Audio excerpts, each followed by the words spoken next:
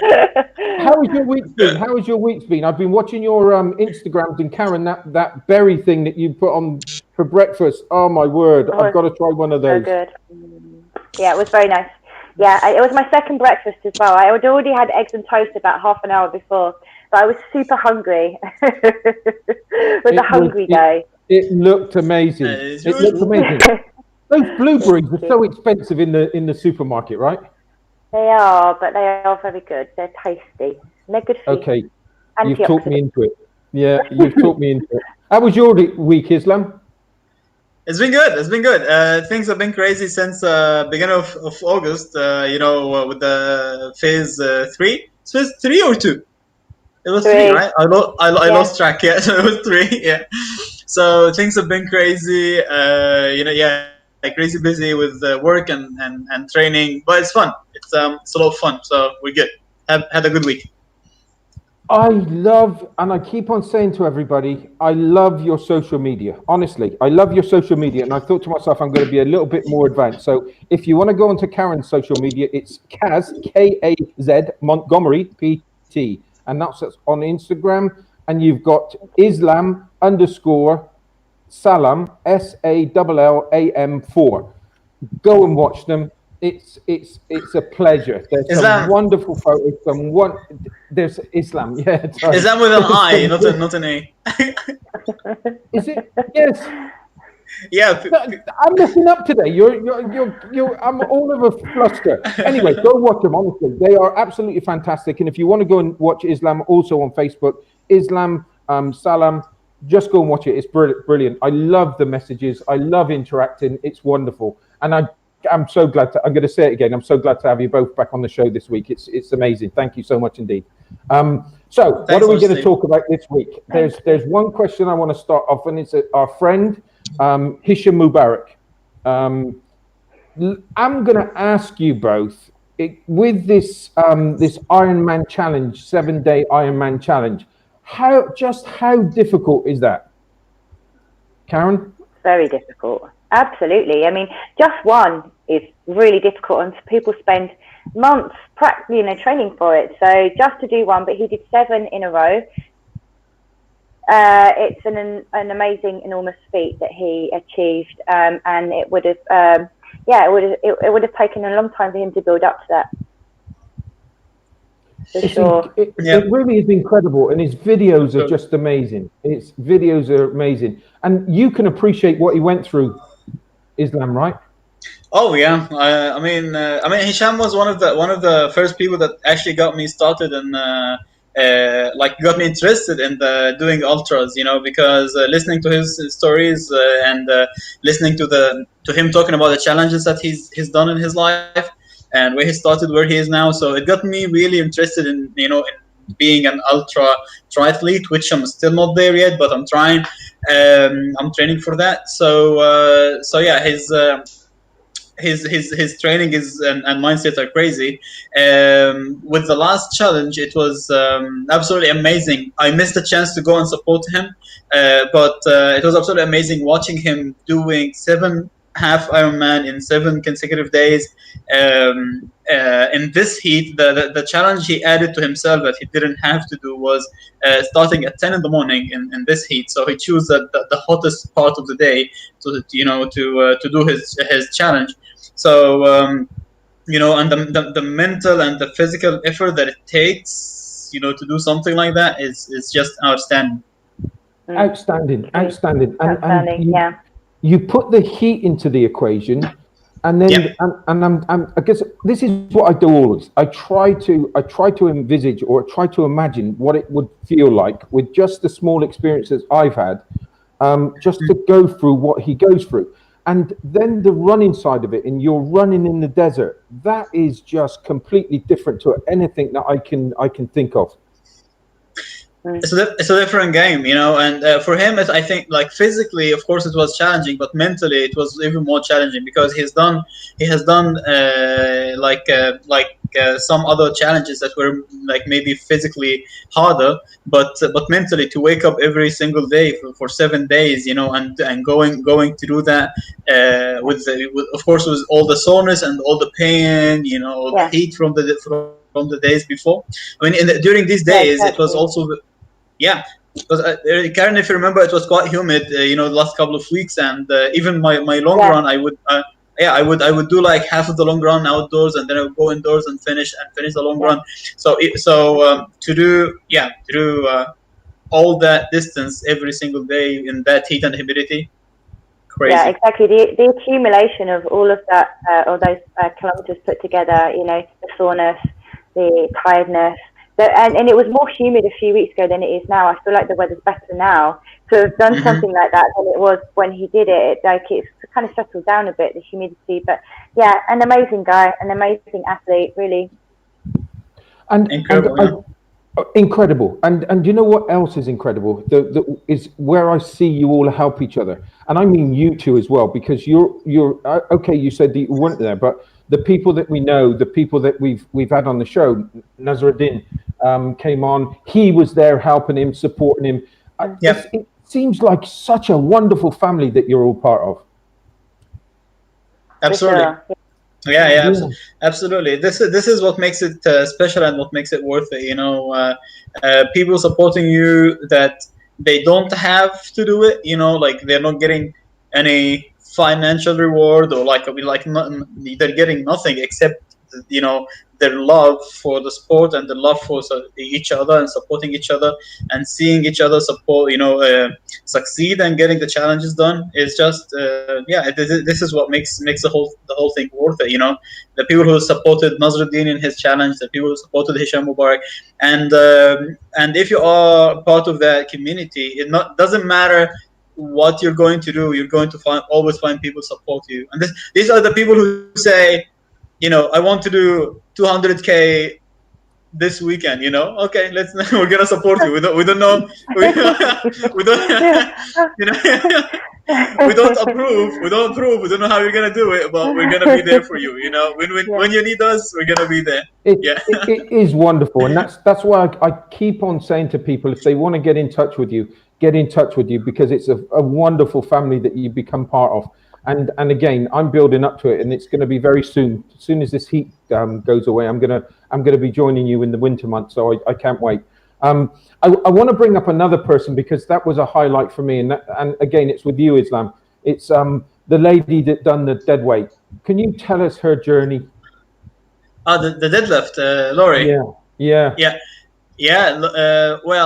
Laurie, what she did last week is she deadlifted 58 kgs, and which is like 6 kgs more than her own body weight at the age of 62. So that's incredible. I mean, I don't know if I can deadlift my body weight now. Yeah, exactly. All right. So she's been training with me for over like 18 months.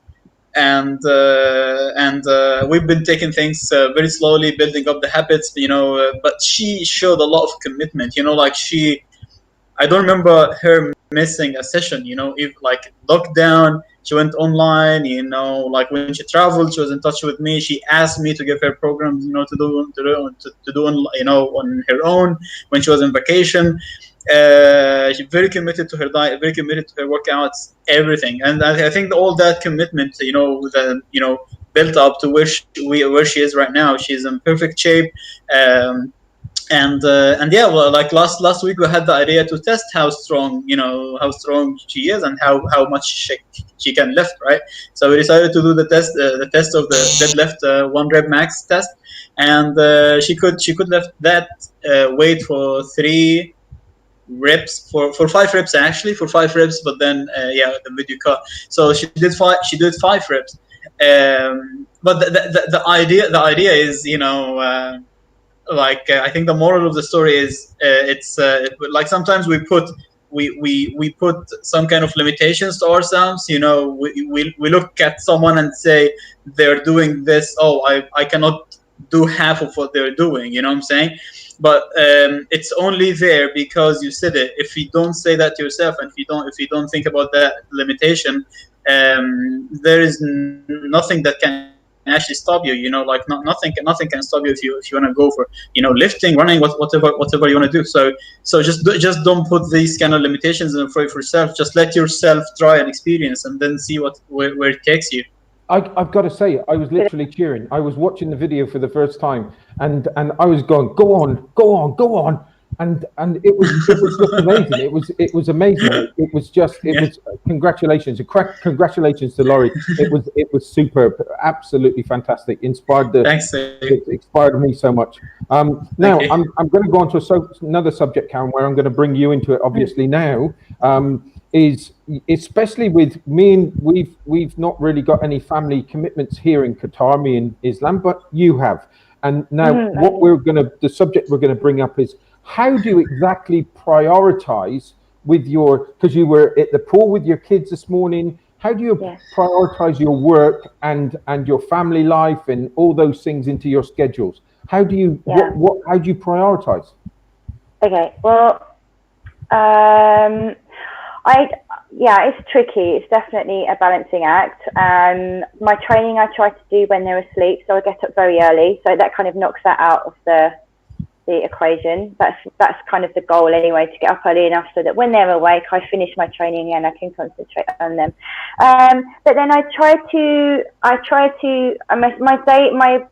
day is split up into different sections. So I have work early, then I have a break, I spend time with the kids, and then I work late.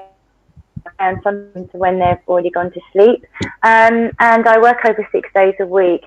So I have to work. You know, this is a thing. I have to work, and you know they understand that.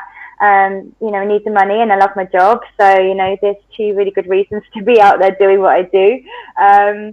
So we just kind of make it work. I'm around for a few hours every day, and we do something with that time. You know, we'll go out, or we'll go to the pool, and you know, we just kind of muddle through. Really, it's a bit of a work in progress at the moment. My diary's getting fuller and fuller as the weeks go by, so we're just trying to manage it. Sometimes it works, sometimes it doesn't. So yeah, of course. And it wasn't so much to say that you had the family and all those things, but then I saw those things that you were getting. With me particularly, it's like you've got to go shopping. If I wanted that lovely menu, that lovely breakfast that you had, I would have had to go to the supermarket. I would have had to get those different items. It's like, oh my word, I haven't got time because I'm working, and from my side, and it was just trying to get it from your position first, because it isn't easy to try and fit in your fitness and your job and everything else. It does take a lot of scheduling beforehand. I try to write a list and have meal plans set out for the week, and try to be as organised as I can, so that there's things for us all to eat, especially the children if I'm not here, and that, you know, my husband's working, also so that, you know, our childminder can feed them appropriately as well. So it does take a lot of forward planning, lots of lists, lots of, I mean that's what I do for my job. So I have got meal plans set out, I've got recipes, and you know, I just kind of use my own bank, my own recipe and food planning bank, so it kind of works out. I think the one thing that I've enjoyed most of all, and we're going to come on to you in a minute, Islam, is that I get up a lot earlier now.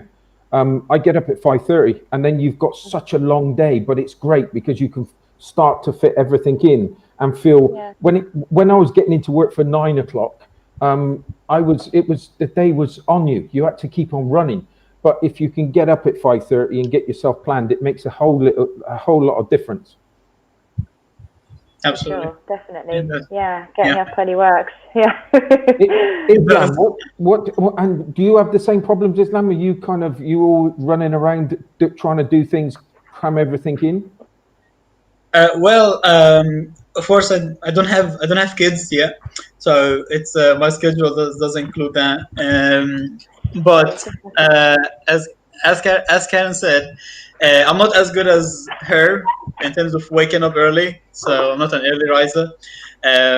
So I compensate for that in the evening. But as she said, I think planning is the most important part, because we say failing to plan is planning to fail, right? Yep. So if you so it really helps if you sit on the weekend, take like 30 minutes, take 1 hour on the weekend, and plan your week, how the week is going to look like when you have your work, because obviously we don't have fixed work schedule, right? So we don't have a 9 to 5 job, so we have to to make our own schedules. So to put your schedule in front of you, and in the best way, the way that generates, makes it a bit productive, so that's one thing. The other thing that I look at is my training. So where do I put my training? Do I put it in the morning? Do I put it at night? It depends what I'm doing and where I have to do it. And then other times for study, because we still, of course, we want to do more, so we're studying new courses. So I put time for study, and then so I have, mainly the way I've been structuring my day is I have like a list of 4 or 5 things that I need to do: training, coaching, studying, eating, or whatever it is. So 4 or 5 things, I put them in the schedule. So that's my time. If I want to do something, when I go out, if I want to, just chill. But I have to do like these 4 or 5 things first, and I make sure that I'm doing them on daily basis, and then whatever time is left, this is when I do other stuff. So and I found this it really works for me, because when you just let things flow, you might forget one thing, or you might not do really well with something, so you have to stay on top of your schedule, especially if you like sleep as much as me. Everybody keeps on saying that sleeping, you've got to repair, right? You've got to repair. And the kind of exercising you're doing, I don't know how you do it. You're going to be another Hisham, without a shadow of a doubt. How is so with your schedules, with the way that you're doing things? How's your training programs? We said in the past shows what you're trying to aim for. How are you on track, Karen, for yours? Are you progressing well? Well, yeah, I was really, and then I got busy for the last few weeks, and my training did go out to the wayside for a little while. But I'm back in a plan now, which makes me really happy. I like to have it organised and set for me, and I've got that again. So I'm back to training. And because last week I was getting a little bit anxious, like I'm not training as much as I like to. And that gives me a little bit of anxiety, and with all my clients and making sure they're all training, and yet I was kind of neglecting myself a little bit. So I had a word with myself, and I'm not neglecting myself anymore. And so I'm back to getting up at 4:30 in the morning, 4 o'clock in the morning. I'm back to going to bed at 8 and getting up at 4. So but I love it. Like, it's a bit earlier than me. It's still dark at that time, right? A little bit. Yeah, no, it's pitch black. Yeah. No, that's not for me. Time for me. Yeah. How's your training plan going, Islam? I see all the posts and everything you're doing. How's it going for you? You still on track? Yeah. Luckily, I'm still on track since February. I used to have the same problem that Karen mentioned, that I didn't have a clear training program, so I was just doing whatever I liked. But then that doesn't take you anywhere. So since February, I've had a coach. And people tell me, you're a coach and you have a coach, and of course, you don't know everything, and I'm trying to do something that I don't have much experience with, so I need someone to show me the way, right? So I hired a coach in February, and I've been on track since then. I haven't fortunately I haven't slipped. And training is getting busier as you progress. Your sessions get a bit longer, so then you'll have to fit that. You'll have to wake up extra early or stay up extra late at night. If you're doing training in the evening. But yeah, training has been going really well. And you've both struck on this, and you've looked up and you've said that you're getting more and more clients. It's fantastic because of the people that you are. What's the highlights? What you're going through with your clients at the moment? Have you got some people that have just started? How is it like, Karen? How is it like now that we're coming out the COVID? What's it like? What are people like now you're having contact with them? Karen seems to Karen's frozen. We'll go to you, Islam. Okay. Yeah, you answered that one. Mainly, after we went back to training, face to face, I think some of the people who had stopped training before started to come to come back, and people obviously, like many people, had left the country during the summer. So now they're coming back to the country, and they wanna start training again. Some people who noticed how important fitness is during the lockdown, because obviously, like people who were actually who used to train, I think they could cope a little bit better with the lockdown, and they could even, like, if the gyms are closed, they could do their own training and stuff. Welcome back. So yeah, people noticed that during lockdown, staying fit was very important. So people who were not training before, I think they realized how important training is. So now I'm having different kinds of clients: people who stopped and came back, and people who never trained with me, but now they've seen what we've been doing during the lockdown, and they wanted to join. So now they're joining. So it's fun. Congratulations, and congratulations to all those people that have just started, because it is the road. It is the road to go down. Believe it is. I keep on saying this. I'm thankful to you guys. Karen, I'm going to give you that question again. Did you hear the question before? I did it. No. Okay, so you're more and more busier. You're getting more and more clients. What's the reaction from the clients that you're taking now, and what are the highlights for you with people that are just starting out? Well, with the new clients and the ones that haven't had an experience or had a very long break, they are progressing. The progression week to week is fascinating, and it's really encouraging. People that couldn't do, like, just to take one example of an exercise, that had very limited movement patterns, would wobble when they did a lunge, couldn't get down with a squat, things like that, things that we take for granted as fit people and have had a lot of experience, have no control and no stamina, and it develops really quickly at the beginning. Especially my clients are 3 times a week, so 3 hours a week with me, and working really, really hard.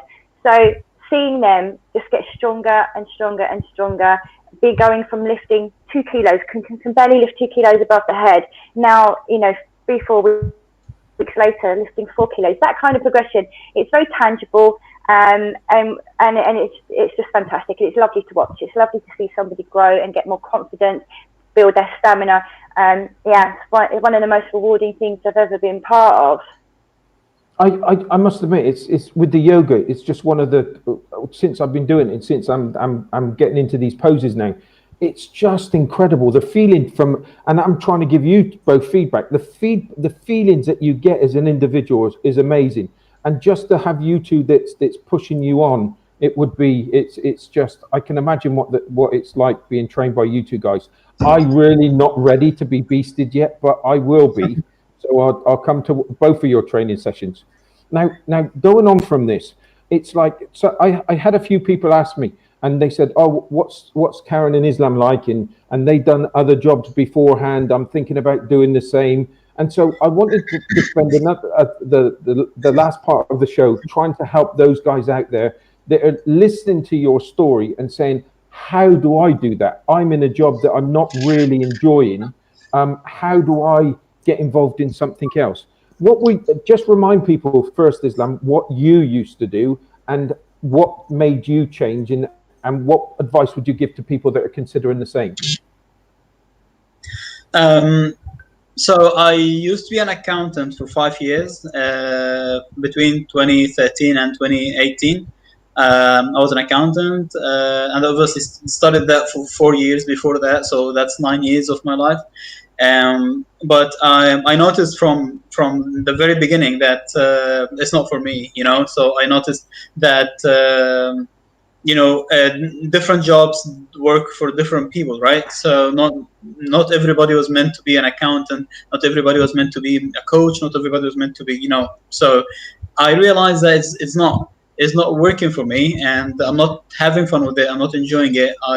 And in time, the longer I waited, the more I kind of hated my job. I would use the word hate, because this is how I felt back then. So I hated my job, and when you hate your job, that's like 8 to 10 hours of your day. So you're basically not happy for like half of your day, and then you take that feeling with you, out of the office. So it starts to really affect my life and affect the quality of my life, right? And so I think the first step was, first of all, realizing that this is not for me, and making sure it's not for you, because you cannot try something for like 3 months and say it's not for me. So give it the time and see if it's really not for you. If you're not really enjoying your job, is it because of your work environment, or is it because your boss? Is it because the work-life balance? What is the reason you don't like your job? And or is it because the whole career is not for you? You're not that person. You're not the person who sits in the office. You're a person who likes to be outside. So that was the first step, realizing that I didn't want to be in that career. And then trying to figure out, this is the hardest part, I would say. Trying to figure out what is it that you want to do, because now we know that I don't want to be an accountant, but what do I want to do? Like what is the alternative, right? So give yourself enough time to know yourself a little bit better, and try to figure out what do you actually enjoy, what do you like doing in life, what makes you happy, right? Because you're quitting your job because you're not happy, and if another job is gonna make you still not happy, so what is the point, right? So take your time with trying to figure out what you want to be, and really take the time, because it could last for quite a long time before you actually know what you want to be. And then once you have that figured out, then that's your goal. What are the steps that are going to take you there, right? So from there, what I did, for example, I reached out to people who were where I wanted to be, so I approached other coaches, people who are doing the job that I want to be doing in the future, right? So I think Karen is back. So I don't know what's going on today. Image is not coming up yet. No problem.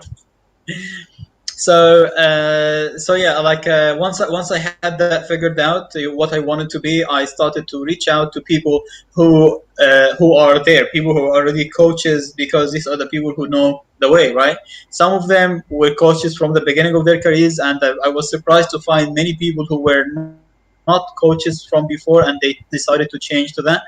And these people actually, they've been very useful to me. Like, they were very helpful. So they like many people told me like their experiences and how things happened for them, and what to do first. And for me it was studying, finding the right courses and studying them, getting the knowledge first, and from there I started to sign up for courses, starting studying.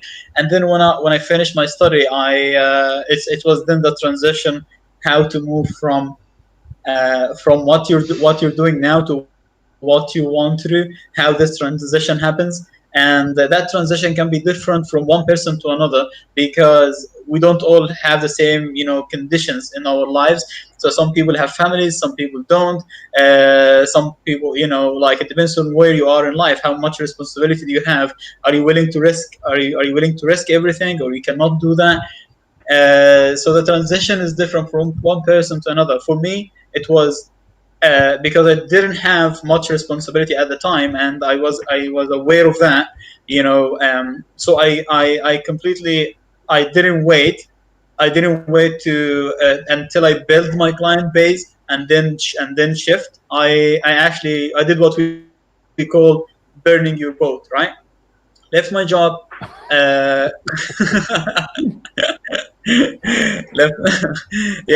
Quit the job with no plan B. So plan A had to work. For me it was either it has to work because I don't have a backup, right?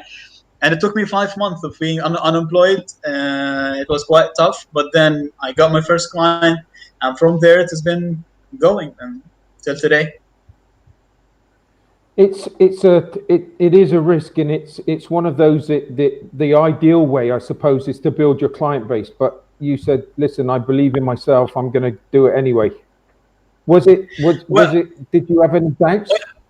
I don't think it was I believe in myself as much as I know myself, because I know myself meant to me, if I wait, I'm gonna wait for long. As long as I have backup, I'm gonna rely on that. I'm not gonna be, maybe I'm not gonna be brave enough to like, not brave. I'm not gonna be quick enough to get it done. You know what I'm saying? Because I have a plan B. I'm getting salary at the end of the month. So I have money coming. So that was kind of, that safety factor. I had to take that out of the equation, because when you have nothing to fall back on, then you only have to you can only fall forward, as we say. So this is what I did. I fell forward. I so much wanted Karen to be on to share her part of the story here, because she's got Uh-huh. another incredible story and from my side, to watch your stories and to hear you say that your client base is just exploded now, and you've got so many Yeah. clients that are joining you, is just testament to you, to the pair of you. And she's got another a wonderful story on how she developed. We will talk She had about an it the next. incredible. Yeah, Yeah, it's a and shame. It's a shame she's not. Her connection is bad, because she has an incredible story. Like, her story is even is fascinating, because she had more. Like, she has kids, she has more responsibilities. So her story is quite yeah. fascinating. Yeah. And I'm just looking out for a message from her. She's saying, "What could she do here, guys?" The only thing I suggest, Karen, if you're listening, is that maybe you try and log in again with your phone or something. Try that, because we do want to listen to your story. Honestly, we do, and we'll keep on talking until you try your phone, because it doesn't seem to be working on your computer at the moment. Um, it's it's Just it's trying. Yeah. it's quite it's the thing that I like about you both is that the way that you said something just now about that you're continually trying to learn more. So Mhm. you're looking after your clients, you're looking after yourself, and you're trying to educate yourself so that you can teach your clients better. Mhm. That's so important, because it's about development, right? Yeah, because I called my business Next Level Fitness, for a reason. Next Level Fitness, because I believe it doesn't matter where you are in life. It doesn't matter how good or bad you are. There is always another level. So never be satisfied. Like, be happy but not satisfied. Yeah, Be happy with who you are as a person and where you are in life, because you cannot progress if you're not happy, right? So be happy with who you are, work in yourself, but be always hungry for more. Always be realize that there is always a new level that you need to unlock. You haven't reached your limits yet. You haven't reached your ultimate performance in life. So and this is what keeps me going. So now I'm in a place where that I would call, maybe I'm in a way better place than I was 2 years ago, and even 1 year ago. But that is not the end of the journey, like. So I'm happy now, but I know if I stay, because to me happiness equals progress, right? So I know if I stay where I am, yeah. if 1 year from now I look back and I am the same person, I'm not gonna be very happy, and this is why I'm always chasing something more.